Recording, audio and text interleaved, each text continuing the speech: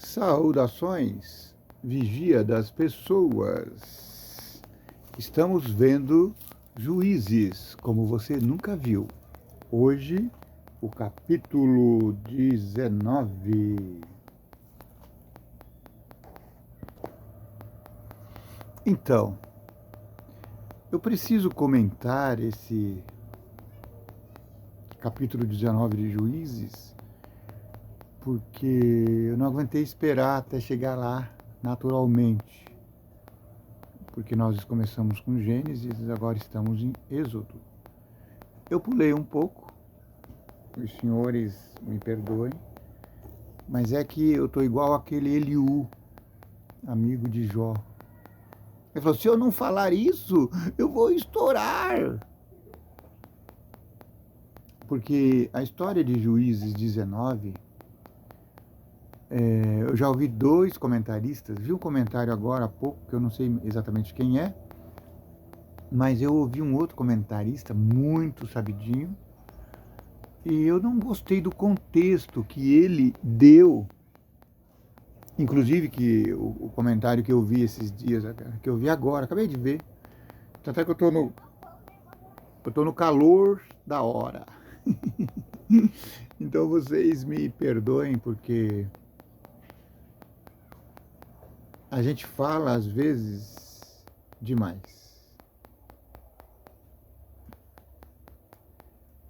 No capítulo 19 é narrado a história do levita e sua concubina. A concubina, ela é uma esposa, só que ela tem menos direitos do que a esposa oficial. Isso acontecia nos casamentos antigos, lá na época da formação do povo de Israel. Então era tolerado, a pessoa tinha uma esposa, duas, três ou quatro, tantas quantas ele pudesse sustentar, e tinha uma, duas, três, quatro, 10, até 300, como no caso de Salomão, concubinas. As concubinas, elas tinham um pouco menos de direitos do que a esposa, mas era esposa também. Era como se fosse tinha as oficiais, que eram as esposas, não é? Então a concubina era mais uma esposa eventual, né?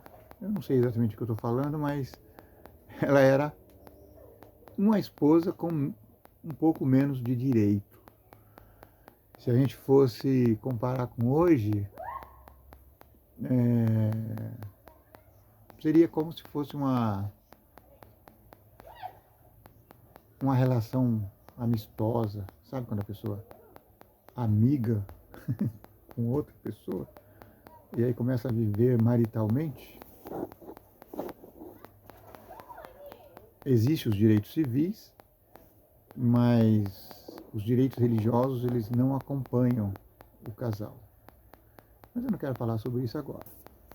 O tema principal de Juízes 19, para mim, não é relacionamento familiar, conjugal. E eu vejo as pessoas dando ênfase nisso, no relacionamento sexual que houve, que havia entre os homens e os homens daquela época. Ninguém nunca fez o link dessa história com a história de Ló. Mas eu, quando li pela primeira vez essa história, não fiquei tão escandalizado, porque eu li essa história e eu lembrei do contexto da história de Ló. O trágico aqui foi o final da história, que extrapolou todos os limites aceitáveis. Mas naquela época, era normal o relacionamento entre pares. Tá me entendendo? Não precisava ser um casal, podia ser pares. E a promiscuidade estava tanta que isso era legalizado. todos na cidade a aceitavam. Muito bem. A história do levita, ela conta aqui que esse levita, né, arrumou essa concubina e não sei por que motivo essa concubina se aborreceu com o marido e voltou para a casa do pai. A ênfase aqui nessa primeira parte é para o pai da concubina. Um homem exemplar, extremamente hospitaleiro. Essa sim é a vertente, não, é a linha mestra desse capítulo e dos que se seguirão. Hospitalidade.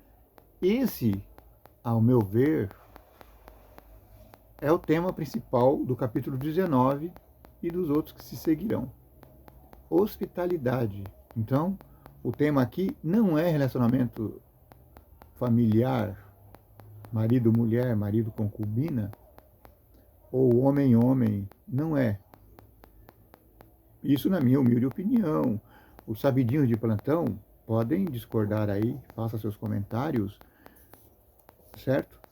Mas aqui conta que esse levita casou, a mulher foi embora para a casa dos pais, ele viajou até a casa dos pais dela, e chegou lá, ele foi extremamente bem recebido. O pai ficou muito contente e ofereceu banquete e pouso. Foram muito felizes. No dia seguinte, o levita falou, vou embora. E ele falou, nada, espera um pouquinho, vamos esperar um pouquinho mais, está muito cedo, vamos almoçar. E serviu comida. E aí quando deu a tardezinha, a pessoa falou, agora eu vou embora. Ele disse, não, fica mais um pouquinho, vamos tomar o lanchinho da tarde. E isso foi passando e o levita foi ficando.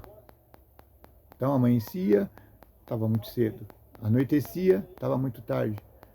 E o proprietário da casa, o pai da concubina, ele ia cevando ali o seu hóspede.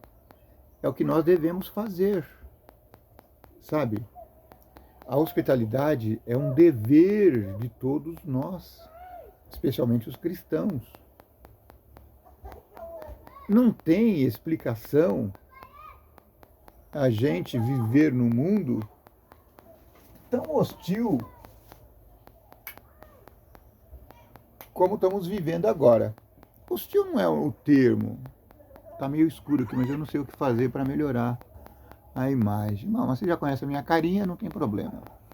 O importante é a história, a narrativa, tá bom? Então, ele é extremamente hospitaleiro, como nós deveríamos ser hoje. Porque não deveria se admitir o comportamento que nós, os cristãos, estamos tendo ultimamente.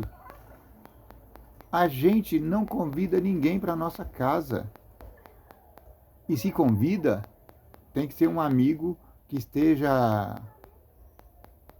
à altura para que possa nos retribuir com outro convite.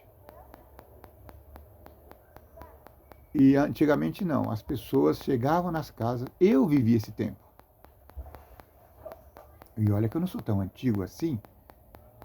As pessoas me convidavam, eu cheguei à casa de estranhos e passar 1, 2, 3 dias, sabe? Sendo paparicado, sendo bem recebido, comida. E a pessoa falava, não, fica mais um pouco. Hoje a gente não vê isso. Mas esse é o tema principal dessa história. Essa não é uma história horripilante, apesar de ter cenas horripilantes. Na madrugada do 5º dia, ele se preparou para partir. Disse o pai da moça, fortalece-te e detende-vos até o declinar do dia. e ambos comeram juntos. Olha, já é o quinto dia. Então o homem se levantou para partir, pegou a sua concubina, seu moço de trabalho, e disse-lhe o seu sogro, o pai da moça: eis que já declina o dia, e a tarde vem. Peço-te que passe aqui mais uma noite. Vai o dia se acabando, então fica aqui à noite. E que o teu coração se alegre. Amanhã, na madrugada, levantai-vos a caminhar e ide para a vossa casa. Já estava dando a tardezinha. Porém o homem não quis passar ali a noite, mas levantou-se e partiu, e veio até a altura de Jebus, que hoje é Jerusalém, e com ele os 2 jumentos albardados, como também a sua concubina. Você viu? Esse homem, ele escorregou aqui. Ele poderia ter passado, já que ele tinha ficado 5, 6 dias na casa do seu sogro, poderia ter ficado mais uma noite e saído de manhã, porque eles caminhariam durante o dia, e durante o dia o perigo era menor. Então, o erro está aqui. No capítulo 19, claro, no verso 10. Porém o homem não quis passar ali a noite, mas levantou-se e partiu, e veio até a altura de Jebus, que é Jerusalém.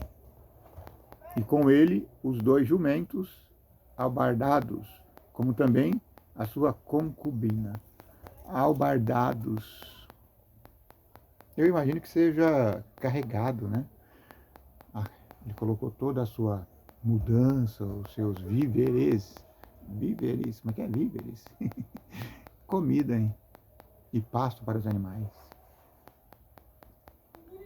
Então eles partiram, chegaram perto de Jebus. Eles notaram que o sol já estava se declinando. Então o moço disse: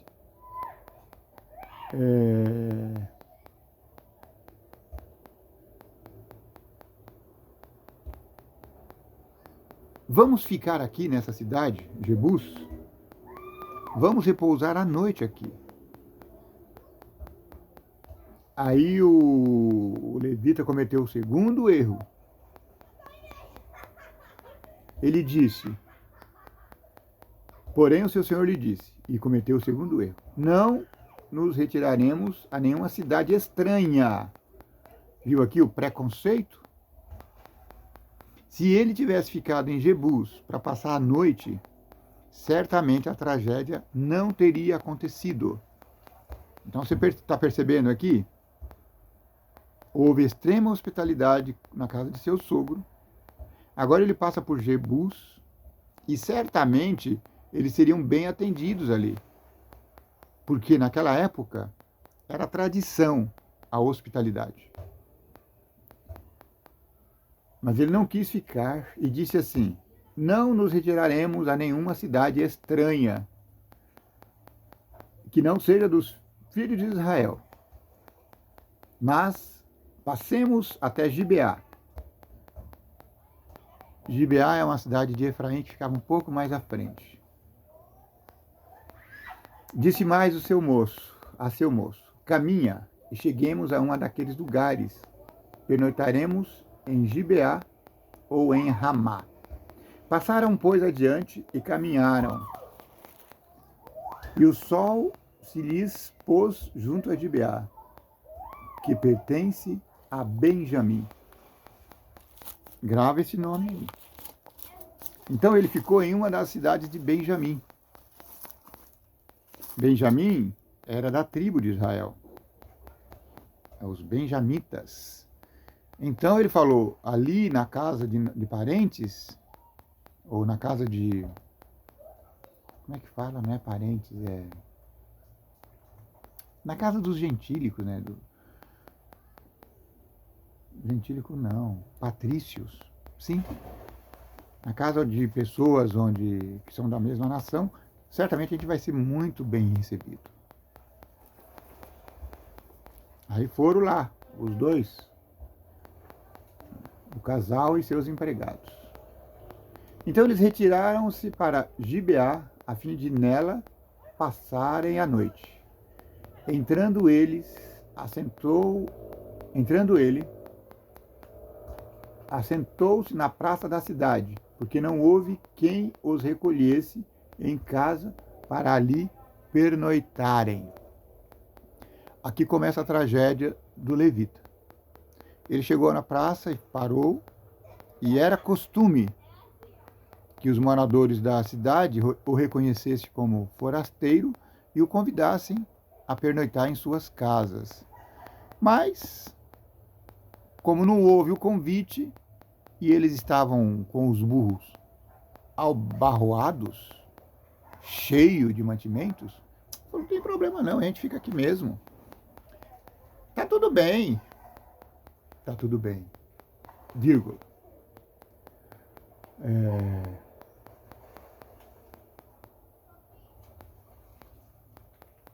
Então aconteceu que quando anoiteceu, vinha de seu trabalho um homem velho. Este era da região montanhosa de Efraim, mas morava em Gibeá. Porém, os habitantes do lugar eram benjamitas. Então, o velho era efraimita e a cidade era benjamita. Então o velho perguntou: para onde vais e de onde vens? Ele respondeu: estamos viajando de Belém, de Judá, para os lugares da região montanhosa de Efraim, de onde sou. Fui a Belém de Judá resgatar a minha esposa. E agora estou de viagem para a casa do Senhor. E ninguém há que me recolha em casa. Ainda que há palha e pasto para os nossos jumentos, e também pão e vinho para mim e para a tua serva e para o moço que nos servem. Nós não temos falta de coisa nenhuma. Então o velho disse: a paz seja contigo. Tudo quanto te vier a faltar, fique a meu cargo. Então somente não passes a noite aqui na praça. O velho disse: venha para minha casa, homem. Não fique aqui na praça porque é perigoso. Você sabe como é essa gente, não é? Nós não temos juízes aqui. Cada um faz o que quer da vida. E todo mundo aceita tudo. Tá igual a vida moderna. Sabe como é que a vida vai ser em 2024? Sim. Cada um faz o que der na telha.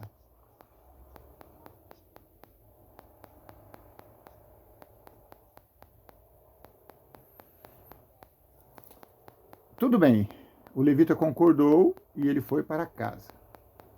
Lavaram os pés, comeram e beberam.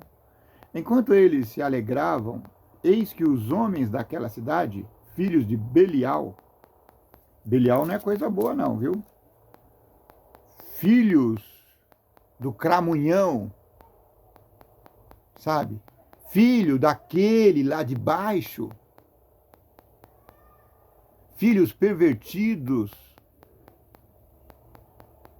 homens que não tinham respeito para nada e não estava nem aí, faziam o que o coração mandava, nunca sondaram seus corações. Filhos de Belial, homens sem caráter. Eles cercaram a casa, batendo a porta, e falaram ao velho, dizendo: traze para fora o homem que entrou na tua casa, para que abusemos dele. O senhor da casa saiu a ter com eles. Vocês veem? Igualzinho a história de Ló. A diferença é que Ló tinha anjos hospedados na sua casa, enquanto o pobre aqui do velho tinham homens comuns. Então estavam à mercê dos abusadores. Então ele saiu e falou: pelo amor do Senhor, não faça isso. Não, irmãos meus, não façais semelhante mal. Quer dizer, vocês querem abusar do homem que está hospedado na minha casa. Isso é maldade extrema. O mesmo argumento que o velho que hospedou Ló apresentou. Ele disse: eu tenho uma filha, virgem ainda, e a concubina dele, são duas mulheres. Trarei para fora, humilhai-as e fazei delas o que melhor vos agrade. Porém, a este homem não façais semelhante loucura. Aqui começa a indignação, mas nós precisamos contextualizar. Naquela época, o abuso sexual da mulher era aceitável. A mulher não tinha direito a quase nada. Se o homem não gostasse da mulher, ele dispensava ela e pronto. E isso era aceitável. As mulheres viviam uma vida terrível. Elas não tinham direito a nada. Elas tinham direito apenas de ficar caladas. Mas isso não deve nos indignar agora, nesse contexto aqui. Porque nesse contexto, no contexto da história desse levita aqui, e sua concubina, essa é uma situação, aspas, normal. Assim como era normal a situação lá de Sodoma, onde os homens queriam aproveitar dos homens. E aí o hospitaleiro falou: não, poupe os homens que são meus hóspedes. Ele falou a mesma coisa: eu tenho filhas aqui. Acho que foi o Ló que falou, né? Eu tenho filhas, então vocês podem abusar delas. Isso era aceitável. A gente não precisa julgar a história. Vamos apenas ouvir e tentar tirar dela o ensinamento que será para o nosso bem. Veja, o tema aqui não é perversão sexual. O tema aqui é hospitalidade. Porém, aqueles homens não o quiseram ouvir. Então ele pegou da concubina do levita e entregou-a a eles. E eles forçaram e abusaram dela toda a noite, até pela manhã. E subindo a alva, a deixaram. Só quando a estrela d'alva apareceu que eles a deixaram. Interessante que o velho tinha oferecido a filha também. Não, eles não quiseram a filha, ou se contentaram apenas com uma mulher. Ao romper da manhã, vindo a mulher, caiu próximo à porta do homem, ou à porta onde estava o seu senhor. E ali ficou até que se fez o dia claro. Então o dia foi amanhecendo e ela foi ficando ali. Chegando à casa... eu pulei aqui. Ao romper do dia, eles ficaram ali. Então o homem levantou pela manhã, abriu a porta da casa, saindo a seguir o seu caminho. Eis que a mulher, sua concubina, jazia à porta da casa, com as mãos sobre o limiar da porta. Ele lhe disse: levanta-te e vamos. Porém ela não respondeu, estava fraca. Então o homem a pôs sobre o jumento, dispôs-se e foi para casa. Quando eles chegaram à casa, a viagem foi muito extenuante, a mulher estava toda ferida. Já chegou morta. Então, ele pegou um cutelo, um martelo, um machado, e pegando a concubina, a despedaçou por seus ossos em 12 partes, e as enviou por todos os limites de Israel. Ele mandou para todas as tribos de Israel.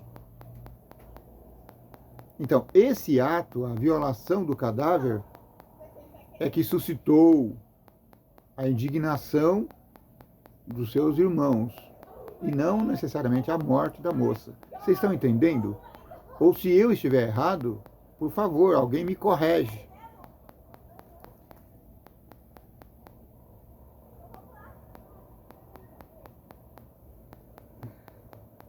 Cada um que a isso presenciava, aos outros dizia: nunca tal se fez, nem se viu, desde o dia em que os filhos de Israel subiram da terra do Egito, até o dia de hoje. Ponderai nisso, e considerai, e falai. Tá vendo? Eles estão falando sobre a história do esquartejamento da moça, e não do estupro contínuo. Vocês estão entendendo? Agora já estamos no capítulo 20. Esse foi o 19. Agora, o capítulo 20. Então todos os filhos de Israel se juntou perante o Senhor em Mispa, como se fora um só homem, desde Dan até Berseba, como também a terra de Gileade. Os principais de todo o povo, todas as tribos de Israel, eles se reuniram ali para resolverem o caso. Então, presta atenção, o caso a ser resolvido não é o estupro da concubina, porque ninguém sabia, porque ela tinha morrido. O que despertou a indignação do povo de Israel e se tornou como um só homem na lamentação foi o fato de alguém esquartejar alguém. Eles falaram: alguém matou alguém e esquartejou. Isso o escandalizava. E aí eles foram à casa desse levita e disse: conte para nós o que está acontecendo, o que houve. Então o marido disse: cheguei com a minha concubina a Gibeá, de cidade de Benjamim, para passar a noite. Então aquele contou o que aconteceu, tarará, tarará.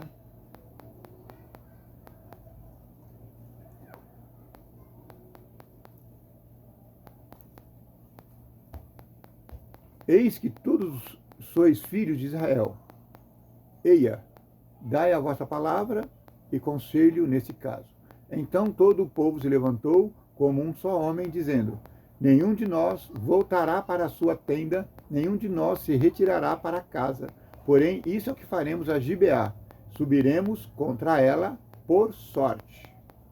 Então eles tomaram 10 homens, de 100 de todas as tribos de Israel, e 100 de 1000 e 1000 de 10.000, para providenciarem mantimento para o povo, a fim de que este, vindo a Gibeá, Benjamim, faça a ela conforme toda a loucura que tem feito em Israel.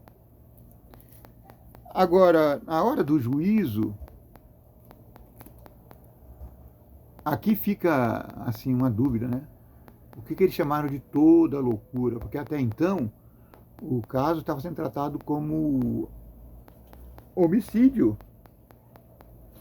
Homicídio, como é que diria hoje a polícia? Homicídio qualificado, porque a pessoa teria matado e teria esquartejado e mandado, né, aos parentes.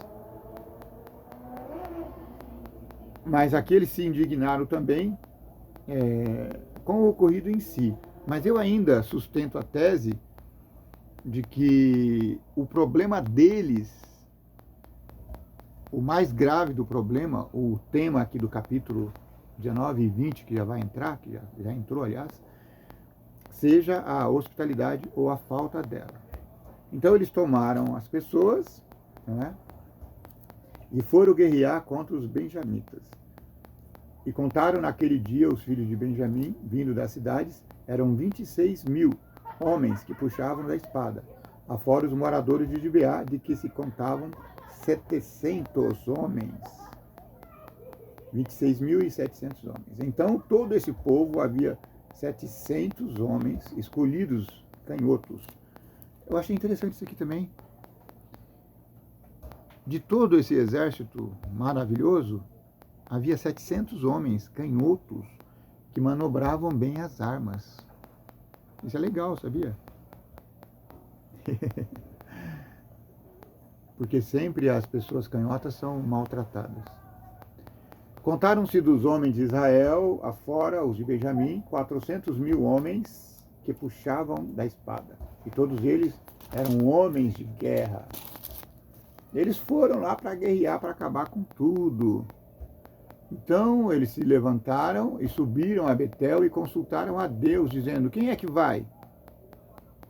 E aí o Senhor respondeu: Judá subirá primeiro, a tribo de Judá. Então eles levantaram e foram lá e fizeram, né?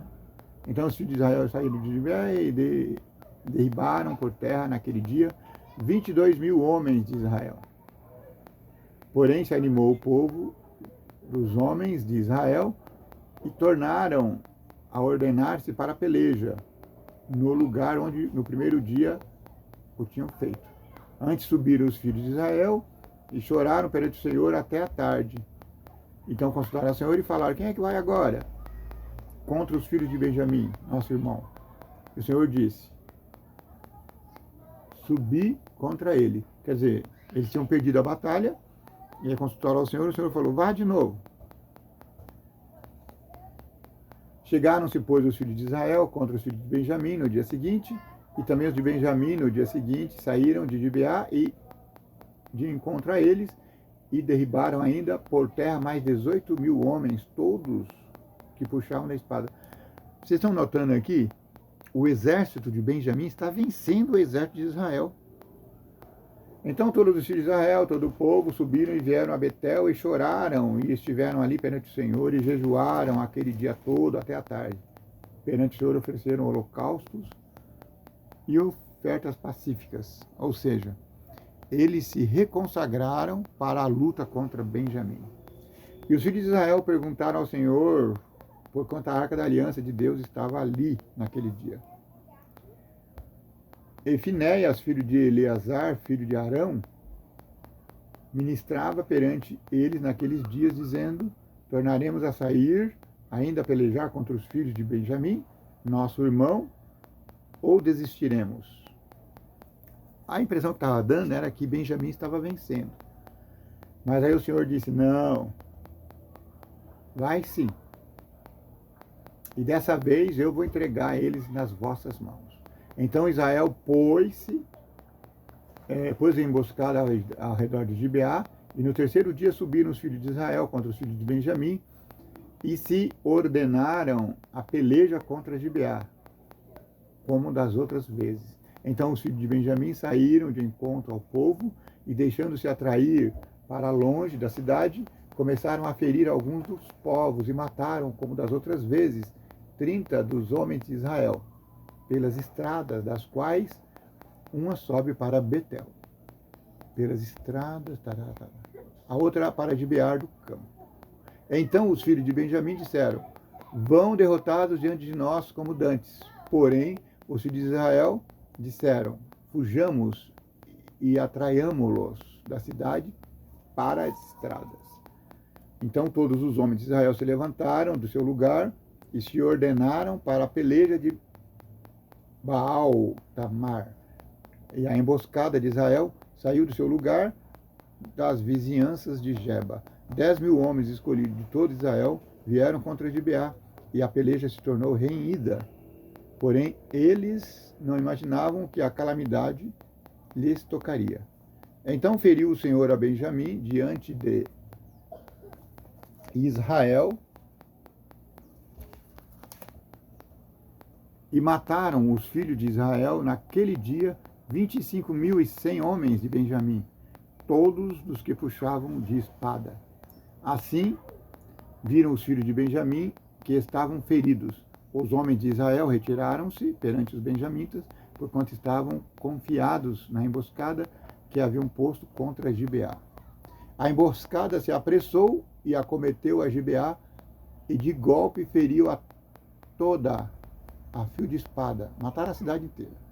Os homens de Israel tinham um sinal determinado com a emboscada, que era fazerem levantar da cidade uma grande nuvem de fumaça. Então os homens de Israel deviam voltar à peleja e começar a Benjamim a ferir, e havia matado uns 30 homens entre os homens de Israel, porque diziam: com efeito já estão derrotados diante de nós, como na peleja anterior. Quer dizer, eles estavam confiantes, mas agora a história será diferente.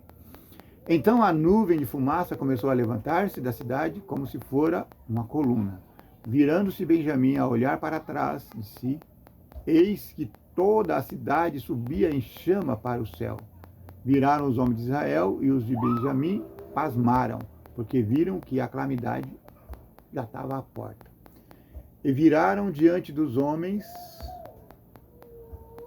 de Israel para o caminho do deserto. Porém a peleja os apertou, e os que vinham das cidades os destruíram no meio deles.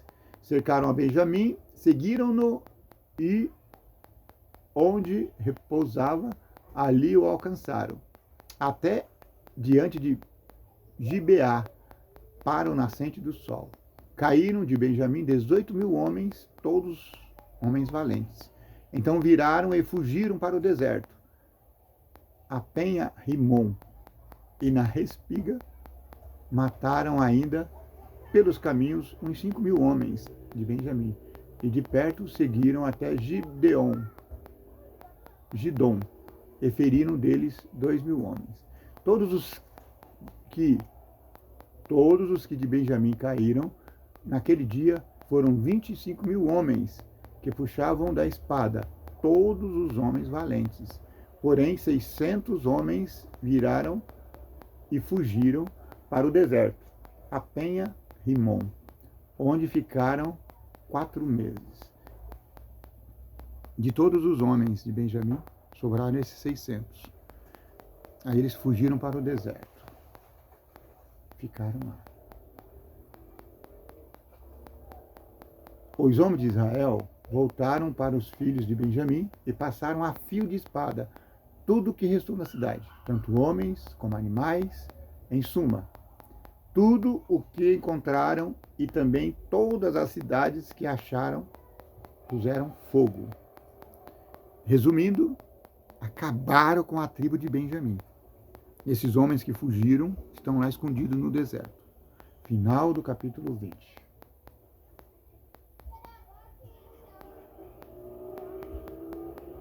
Eu acho que ficou bem claro aqui a história, não é?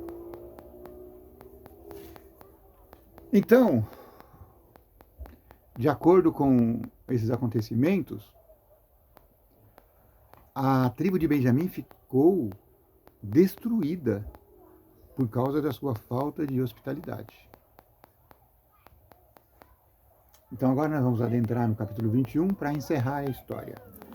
Aconteceu que os homens de Israel eram proibidos de dar suas filhas em casamento a esses que ficaram lá, os benjamitas. E aí os companheiros falaram assim: gente, nós vamos ficar sem a nossa tribo. Então como é que vamos fazer? A gente não pode dar nossas filhas para ele. Aí eles se reuniram e tentaram resolver a história, decidir a história. Veja você que inteligente que eles foram.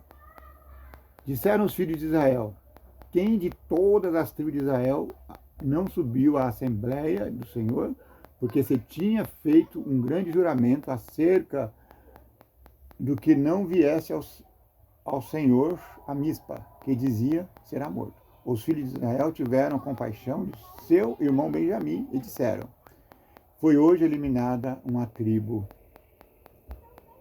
Como obteremos mulheres para o restante deles? Pois juramos pelo Senhor que das nossas filhas não lhes daríamos mulheres. E disseram: há alguma das tribos de Israel que não tenha subido ao Senhor em Mispa? E eis que ninguém de Jabes de Gileade viera ao acampamento. Ou seja, não tinha feito o juramento de não dar suas mulheres. Será que é isso? Vamos seguir. E disseram: quando se contou o povo, eis que nenhum dos moradores de Jabes-Gileade se achava ali. Por isso, a congregação enviou lá 12.000 homens, dos quais valentes, e lhes ordenou, dizendo: ide, e a fio de espada feri os moradores de Jabes-Gileade, e as mulheres e as crianças. Isso é o que haveis de fazer a todo homem e a toda mulher que se houver deitado com homens, destruireis. Só ia ficar as virgens. Então eles acharam entre os moradores de Jabes-Gileade 400 moças virgens que não se deitaram com homens, e as trouxeram ao acampamento em Siló, que está na terra de Canaã. Toda a congregação, pois, enviou mensageiro aos filhos de Benjamim, que estavam na penha de Rimom, e lhes proclamaram a paz. Entenderam o jeitinho que eles fizeram aqui? Eles tinham prometido que não dariam suas filhas aos filhos de Benjamim. Mas esse aqui foi um jeitinho muito maroto, né? Como esses filhos, os filhos desse herdeiro aqui, não tinham ido ao juramento, quer dizer que teoricamente eles estavam livres de cumprir o juramento. Então toda a congregação enviou mensageiros aos filhos de Benjamim, que estavam na penha Rimom, e lhes proclamaram a paz. Nesse mesmo tempo voltaram a Benjamim e se lhes deram por mulheres as que foram conservadas com vida, das de Jabes Gileade. Porém, estas não lhe bastaram. Quer dizer, eram 600 homens, tinha 600 mulheres, então ficou 200 lambendo o dedo, chupando o dedo. Então o povo teve compaixão de Benjamim, porquanto o Senhor tinha feito brecha nas tribos de Israel. Disseram os anciãos da congregação: como obteremos mulheres para o restante ainda, pois foram exterminadas as mulheres de Benjamim? Disseram mais: a herança dos que ficaram, de todo o resto, não na deve perder Benjamim, visto que nenhuma tribo de Israel deve ser destruída. Porém, nós não lhes poderemos dar mulheres de nossas filhas, porque os filhos de Israel juraram, dizendo: maldito o que lhe der mulher aos benjamitas. Então disseram: eis que, de ano em ano, há a solenidade do Senhor em Siló, que se celebra para o norte de Betel, do lado da nascente do sol, pelo caminho alto que sobe de Betel, a Siquém, e para o sul de Lebona. Ordenaram aos filhos de Benjamim, dizendo: ide e emboscai-vos nas vinhas. Fizeram igual aquele filme, 7 noivas para 7 homens, para 7 irmãos. E olhai, e eis que saindo as filhas de Siló a dançar em rodas, saí vós das vinhas e arrebatai dentre elas cada um sua mulher, e ide-vos à terra de Benjamim. Quando seus pais e seus irmãos vieram queixar-se a nós, nós lhe diremos: por amor de nós, tende compaixão dele, pois na guerra contra Jabes e Gileade não tivemos mulheres. Então ficou uns 200 homens sem mulher, chupando o dedo. E agora eles sequestraram as mulheres que estavam dançando lá. Ou seja, não foram dadas como esposas, mas como foram tomadas à força, então foi um arranjo que eles acharam que estava bom, né? E as tribos de Benjamim acabou casando tudo, né? Quer dizer, eles, em princípio, eles foram corrigidos, mas depois fizeram aqui um arremedo, né, legal, de modo que Israel não fosse punido e eles acabaram tendo mulheres. Assim fizeram os filhos de Benjamim e levaram as mulheres conforme o número deles, das que arrebataram das rodas que dançavam, e foram e se voltaram à sua herança. Reedificaram as cidades e habitaram nelas. Então os filhos de Israel também partiram dali, cada um para a sua tribo, para a sua família e para a sua herança. Naqueles dias não havia rei em Israel. Cada um fazia o que dava na teia. Cada um fazia o que achava mais reto. Ou seja, eles fizeram aqui o que acharam que deviam fazer. Essa história deve nos ensinar muito. Muito além da indignação. Como é que é? Indignação quanto ao estupro ocorrido ali, mas muito mais com a falta de hospitalidade que eles fizeram, não é? Com a tolice daquele levita em não querer se hospedar em Jebus. Mas que o Senhor do céu nos oriente nas decisões que queremos tomar. E que tenhamos cuidado com o jeitinho, não é?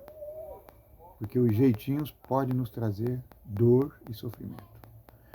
Que o vigia das pessoas te abençoe e te guarde. Que o vigia das pessoas faça resplandecer o teu rosto sobre ti. E sobre ti, que o vigia das pessoas tenha misericórdia de ti. E sobre ti te dê paz. Amém.